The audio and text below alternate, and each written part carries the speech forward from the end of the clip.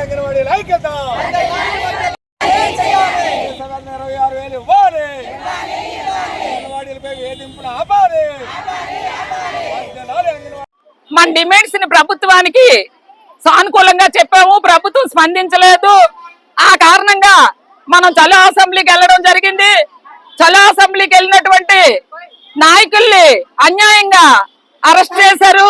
రాత్రినే current అంతా లాగేసి టెంట్లన్నీ కూలదూసి anganwadi workers ని నాయకులను అందరినీ కూడా అరెస్ట్ చేశారు. ఎక్కడ తీసుకెళ్లారో కూడా తెలియట్లేదు, బస్సుల్లో తిప్పుతున్నారు. అది దుర్మార్గం అని చెప్పి ఈ ప్రభుత్వానికి హెచ్చరిస్తున్నాము. గత ప్రభుత్వం 42 రోజులు ధర్నా చేస్తే ఇదే మాదిరిగా చేశారు. ఆ ప్రభుత్వంకి ఈ ప్రభుత్వంకి తేడా ఏం లేదు. మేమేం అడుగుతున్నాం? మీ ఆస్తులు అడుగుతున్నావా? మీ బంగ్లాలు అడుగుతున్నావా? ల్యాండ్స్ అడుగుతున్నావా? ధర్మంగా కనీస వేతనం 26,000 హైకోర్టు తీర్మానం ప్రకారంగా మేము బతకడానికి జీతం అడుగుతున్నాం. మీ ఆస్తులు ఏం అడగట్లేదు. 2 లక్షలు ఇస్తున్నామని చెప్పి చెప్తున్నారు. అది చాలా దుర్మార్గం.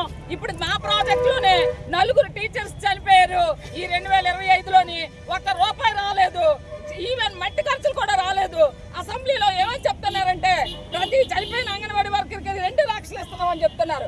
ప్రతి సెంటర్ కి ₹1,00,000 కూరగాయలకి వేస్తున్నామని చెప్తున్నారు. ఇవన్నీ అబద్ధాలు. కాబట్టి ప్రభుత్వం ఈ అబద్ధాలను తగ్గించుకొని అసెంబ్లీలో ఎవరైతే ఈ అబద్ధాలు మాట్లాడుతున్నారో ఆ మినిస్టర్ గారు దయచేసి